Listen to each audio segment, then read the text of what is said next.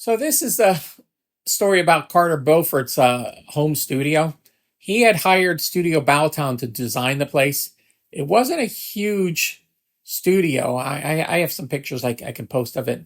But he had a nice drum room. He had a second floor that had a circular stairs that went upstairs.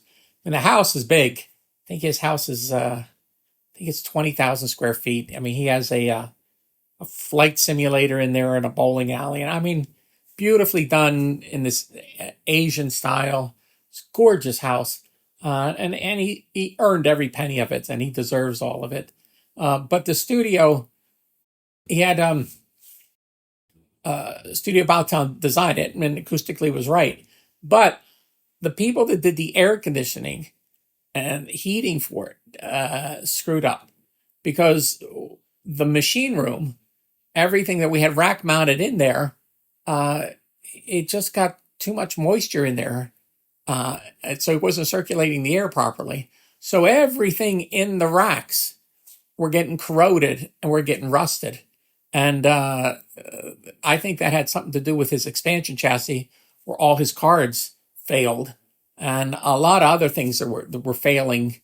And we had to point it out to the design, not the design people, but the people that installed the air conditioning, and they weren't taking blame, and the studio designer was not taking blame. So we had to have a big meeting.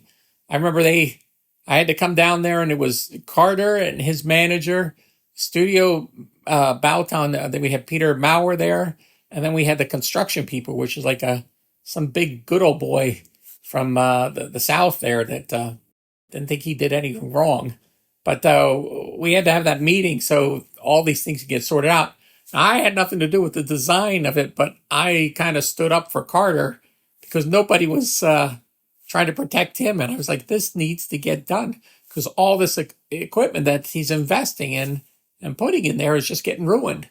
So it all had to get looked at and redone. And, we eventually got it all sorted out.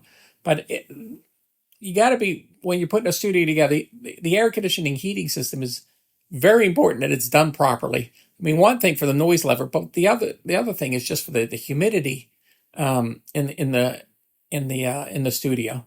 And a lot of people overlook that. So that's my story about the Carter studio. I'll post some pictures so you guys can see.